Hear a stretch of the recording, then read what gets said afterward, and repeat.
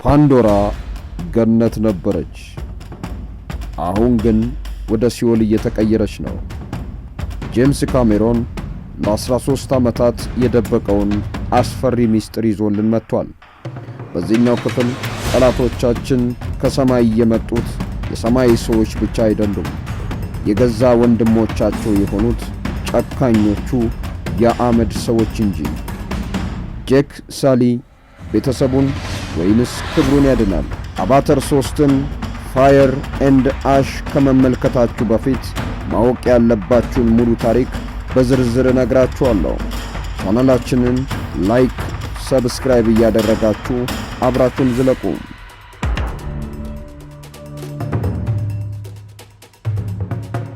ታሪኩ የሚጀምረው በለቅሶ ነው። ኔተሪ የበኩር ልጇን ኔቲያምን ከቀበረች በኋላ ልቧ በቁጣ ተሞልቷል። ስፓይደርን እንደ ልጇ ማየት ቀርቶ እንደ ጠላት ነው የምትመለከተው። ጄክ ደግሞ በሁለት እሳት መሃል ነው። ሚስቱን ማረጋጋት ወይንስ ጎሳውን መምራት?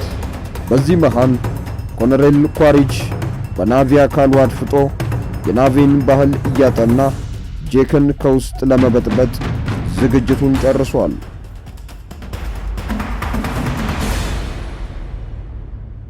እስካሁን ያየናቸው ናቪዎች ተስማሚና ቅዱሳን ነበሩ።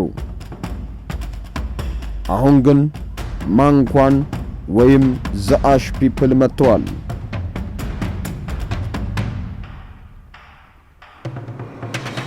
እነዚህ ናቪዎች በእሳተ ገሞራ አካባቢ የሚኖሩ ሕመም የማይሰማቸውና ጥፋት ካልመጣ አዲስ ሕይወት የለም ብለው የሚያምኑ ናቸው። መሪያቸው ቫራንግ ትባላለች። እሷም እንደ ጄክ ሳሊ ሰላምን አትፈልግም። እሷ የምትፈልገው ፓንዶራን ከ100 ዓመታት በፊት ወደ ነበረው የጥንት ሥርዓት መመለስ ነው። ለዚህም ሲባል ከሰው ልጆች ጋር የሚቀዘቅዝ ስምምነት አድርጋለች። ፊልሙን ወደ ላቀ ደረጃ የሚወስደው የኬሪ ሚስጥር ነው። ኬሪ የኤዋይ ልጅ መሆኗ ብቻ ሳይሆን የፓንዶራ ነፍስ መሆኗን ይረጋገጣል። የአመድ ሰዎች የእሷን ኃይል ለመስረቅ ሲሞክሩ ኬሪ እስካሁን አይተን የማናቀውን አስፈሪ ኃይል ትለቃለች። ስፓይደር ደግሞ ትልቁን ውሳኔ ይወስናል። የወለደውን አባት ኳሪችን መግደል ወይንስ አሳድጋ ካገለገለችው ኔተሪ ጋር መታረቅ? የእርሱ ምርጫ የፓንዶራን ዕጣ ፈንታ ይወስናል። የመጨረሻው ጦርነት የሚካሄደው በአመድ ምድር ነው። ጄክ ሳሊ የባህር ሰዎችንና የጫካ ተዋጊዎችን ይዞ ሲመጣ፣ ቫራንግ ደግሞ በእሳትና በሰው ልጆች ቴክኖሎጂ ትጠብቀዋለች።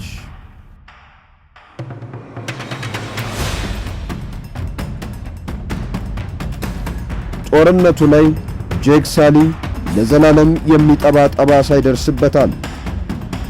ኔተሪም የገዛ ወገኖቿን ወይም ናቪዎችን ለመግደል ትገደዳለች። ይህ ጦርነት አሸናፊ የለውም። ፓንዶራ በገዛ ልጆቿ ደም ትታጠባለች።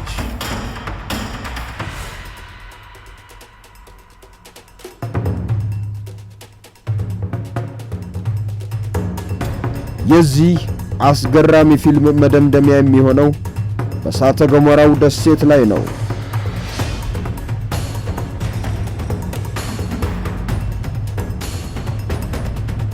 ጄክ ሳሊ ሁሉንም የናቪ ጎሳዎች የባህር፣ የጫካና የሜዳን አስተባብሮ የአመድ ሰዎችን ይገጥማል። ጦርነቱ እጅግ ዘግናኝ ነው። ጄክና ኳሪጅ ለሶስተኛ ጊዜ ይፋለማሉ።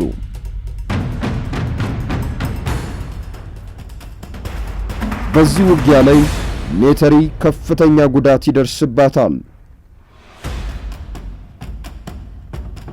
ነገር ግን ኪሪ የፓንዶራን እጽዋትና እንስሳት በማንቀሳቀስ የጠላትን ሰራዊት አመድ ታደርገዋለች። አቫታር 3 ፋየር ኤንድ አሽ የሚጠናቀቀው በሚቀጥለው ክፍል አቫታር 4 ታላቅ ጦርነት እንደሚኖር ፍንጭ በመስጠት ነው።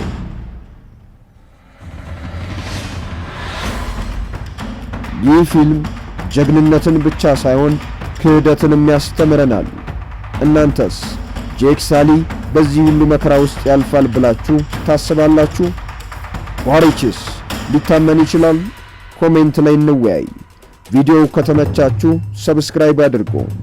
በሚቀጥለው ትንተና እስከምንገናኝ ሰላም።